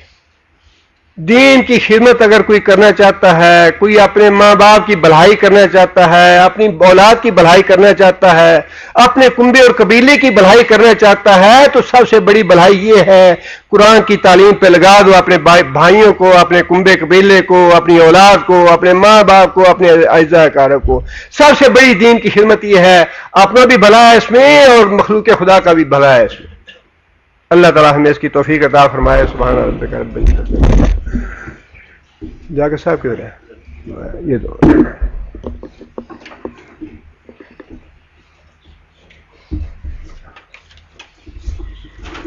أعوذ بالله من الشيطان الرجيم. بسم الله الرحمن الرحيم. ولقد نصركم الله ببدر وأنتم أذلة فاتقوا الله لعلكم تشكرون. إذ تقول للمؤمنين أن لن يكفيكم أن يمدكم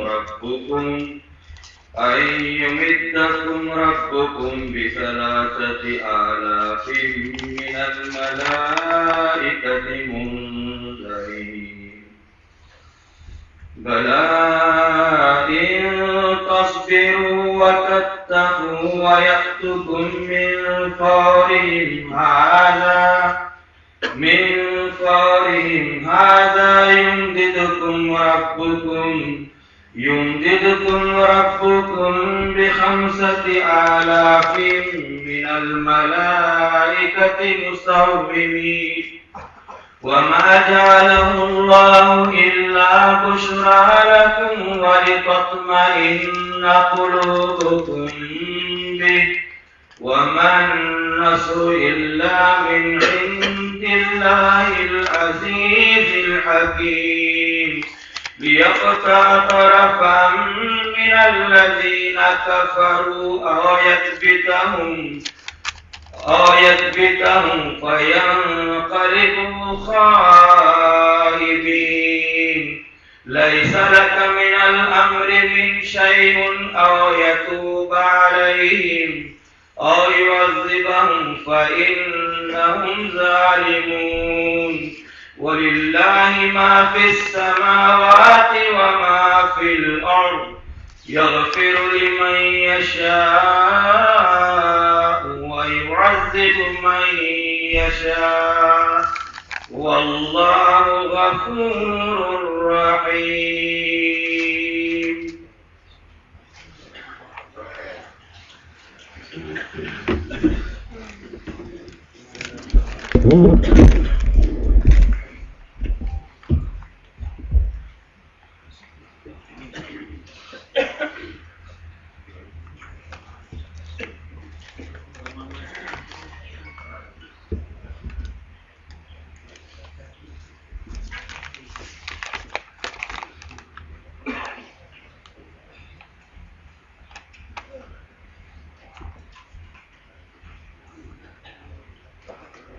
یہ سب سے پہلے تو میں آپ لوگوں کو بھی اس خوشی میں شامل کرنا چاہوں گا. ایک بھائی نے لکھا ہے مجھے الحمدللہ پڑھ کے خوشی ہوئی اس بات کی.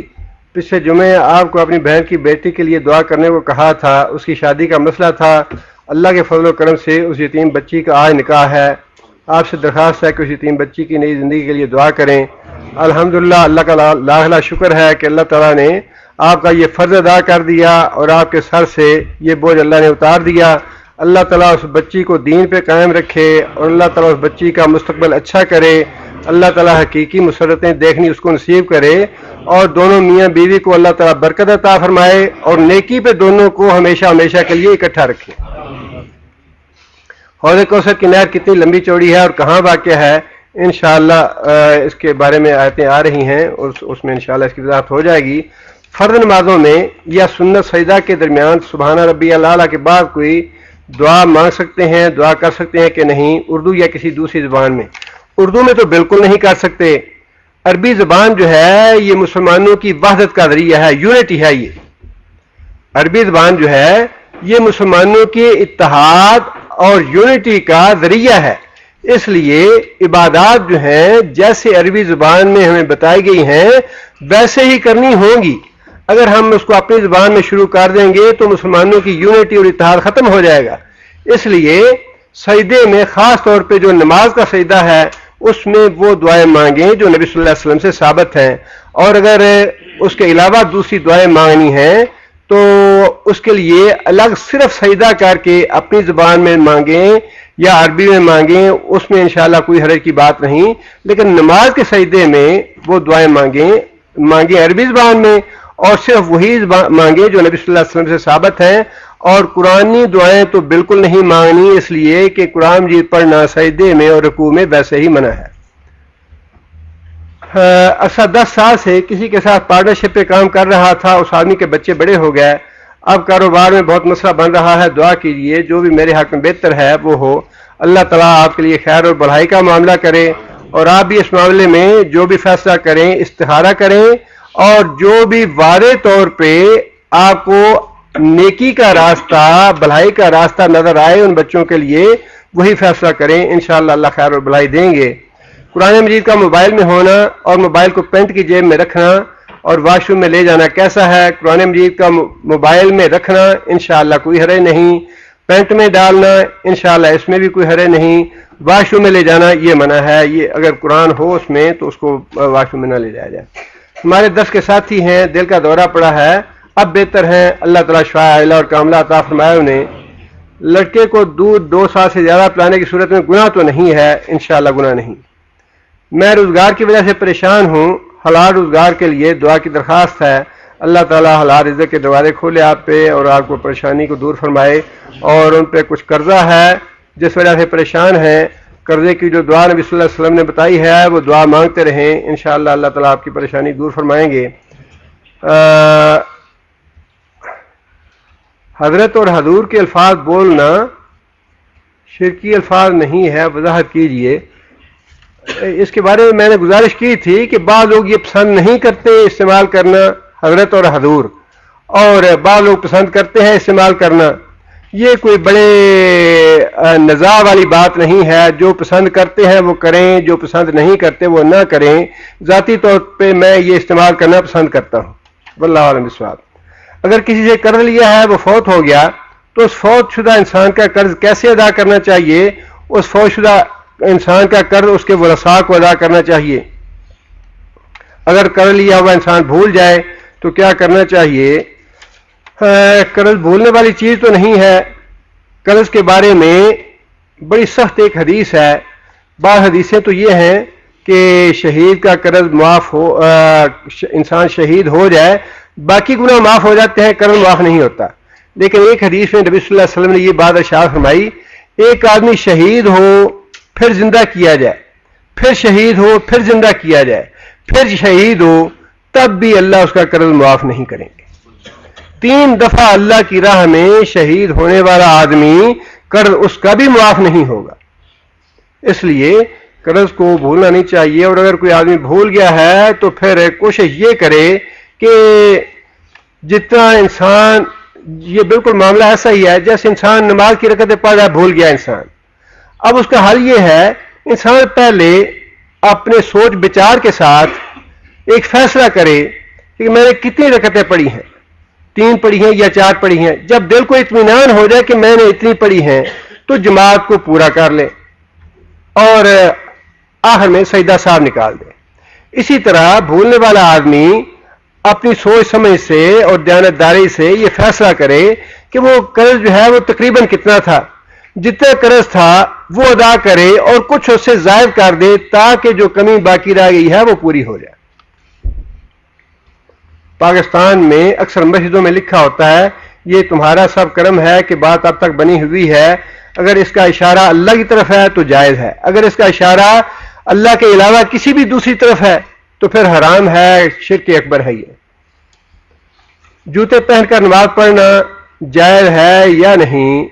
جو اگر جوتے غلاظت سے پاک ہوں تو انشاءاللہ جوتے پہن کے نماز پڑھنا جائز ہے. ہمارے عزیز ہیں، کفیل اقامہ نہیں بنا رہا، دعا کرے اللہ تعالیٰ کی پریشانی دور فرمائے اور اللہ تعالیٰ آپ کے لیے سہولت اور آسانی پیدا فرمائے. وطر چھوٹ گئی، اس کا پڑھنے کا کیا طریقہ ہے؟ رات کو اگر وطر نہیں پڑھ سکے، سورج طلوع ہونے کے بعد جس وقت اشراق پڑھی جاتی ہے اس وقت آپ وطر ادا کر لیں، انشاءاللہ ادا ہو جائے گی. زندہ یا مردوں کے نام پہ طواف کیا جا سکتا ہے؟ طواف نہیں کیا جا سکتا، عمرہ کیا جا سکتا ہے اور حج کیا جا سکتا ہے انشاءاللہ. ہمارے ایک دوست تھے جو یہاں کفیل کے ساتھ جھگڑا اور پاکستان چلے گیا، استعمال شدہ سامان چھوڑ گیا جو میرے استعمال میں ہے. وہ بھائی اب فوت ہو گئے ہیں، اس کی قیمت لگا کر پیسے غریب کو دے سکتا ہوں، اس کے ثواب وفات پانے والے کو مل جائے گا، انشاءاللہ مل جائے گا. بیوی بیمار ہے، اللہ تعالیٰ شفا علا اور کاملہ عطا فرمائے. جسم کے کس حصے سے کتنا خون نکل جائے تو دوبارہ وضو کرنے کا حکم ہے؟ مکھی کے برابر یا قطرہ کے برابر؟ جسم سے خون اگر نکلے تو اس سے وضو انشاءاللہ نہیں ٹوٹتا. حکومت پاکستان کے لیے دعا فرمائے اللہ تعالیٰ عمر بن خطاب جیسا مومن آدمی بھیجے. عمر بن خطاب جیسے لوگ پیدا کہاں ہوتے ہیں؟ عمر بن خطاب جیسی بات تو بڑی دور کی بات ہے. کوئی صلاح الدین ایوبی ہی پیدا ہو جائے، کوئی طارق بن زیاد ہی پیدا ہو جائے تو بڑی بات ہے. عموماً پاکستانی کہتے ہیں میں نے حج اکبر کرنا ہے. حج اکبر کس کو کہتے ہیں؟ ہر حج حج اکبر ہے. اصل میں جو نبی صلی اللہ علیہ وسلم کی بعثت مبارک سے پہلے بھی عمرہ اور حج جو ہے یہ ہوتا تھا، اور عرب لوگ عمرے کو حج اصغر کہتے تھے اور ذوالحج میں جو حج ہوتا تھا اس کو حج اکبر کہتے تھے. شریعت نے بھی اس اصطلاح کو برقرار رکھا ہے. عمرہ حج اصغر ہے اور جو حج ہے ذوالحج والا وہ حج اکبر ہے، جو خواہ کس بھی دن ہو. اور یہ جو بات مشہور ہے کہ اگر جمعہ کے دن آئے تو وہ حج اکبر ہے، یہ بات درست نہیں ہے. حدیث قدسی میں اور عام حدیث میں کیا فرق ہے؟ حدیث قدسی وہ ہے جس کا مضمون اللہ کی طرف سے ہو، الفاظ نبی صلی اللہ علیہ وسلم کے اپنے ہوں. مضمون اللہ تعالیٰ کی طرف سے ہو، الفاظ نبی صلی اللہ علیہ وسلم کے ہوں، یہ حدیث قدسی ہے. اور جس کا مضمون اور الفاظ دونوں نبی صلی اللہ علیہ وسلم کے ہوں وہ عام حدیث ہے. سبحان ربک رب العزت عما یصفون وسلام المرسلین والحمد للہ. بسم اللہ.